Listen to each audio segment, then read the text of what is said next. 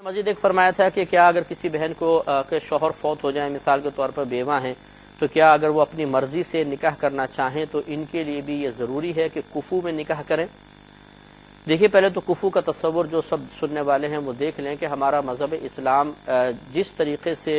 اولاد کو حق دیتا ہے، اسی طریقے سے ماں باپ اور دیگر خاندان والوں کے بھی کچھ حقوق کا لحاظ رکھنے کا حکم دیتا ہے۔ لہٰذا ایک طرف تو اولاد کو یہ حق دیا کہ جب وہ عاقل بالغ ہو جائے تو وہ اپنی مرضی سے نکاح کر سکتے ہیں، زبردستی ان کو کسی کے ساتھ نکاح پر مجبور نہیں کیا جا سکتا۔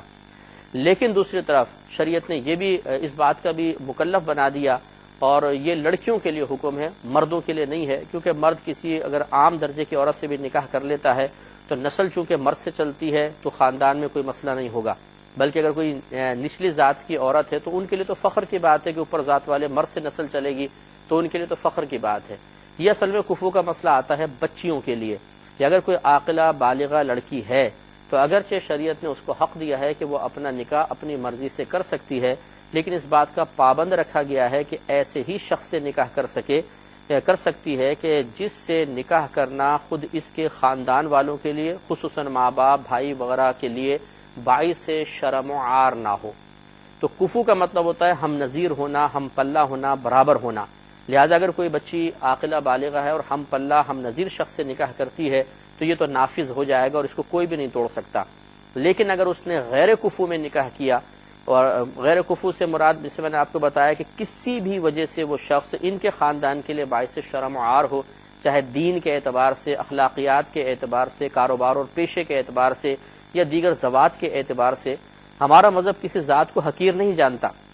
یہ حقارت کی وجہ سے حکم نہیں ہے، بلکہ مذہب اسلام ماں باپ اور اس بچی کے بھائیوں وغیرہ کے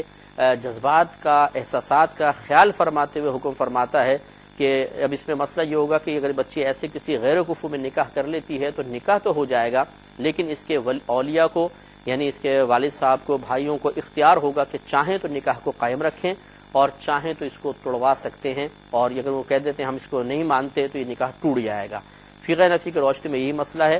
فقہ حنفی میں بلکہ ایک قول مزید یہ ہے کہ ایسا نکاح اگر غیر کفو میں کرے گی تو نافذ ہی نہیں ہوگا، اور ایک قول کے مطابق نافذ ہو جائے گا، لیکن گھر والوں کو اختیار ہے کہ وہ اس نکاح کو ختم کر سکیں۔ لہٰذا اس میں پھر بیوہ اور غیر بیوہ کا کوئی مسئلہ نہیں ہے۔ اصل مسئلہ بس یہ ہے کہ لڑکی جب نکاح کرے گی اور غیر کفو میں نکاح کرے گی تو اولیاء کو یہ حق حاصل ہے کہ وہ نکاح کو باقی رہنے دیں، چاہے تو نکاح کو ختم کر دیں۔ لہٰذا یہ تو ایک شرعی مسئلے کے طور پہ ہم نے بیان کیا، جو ایک صحیح صورتحال کی آپ کی خدمت میں عرض کر دی۔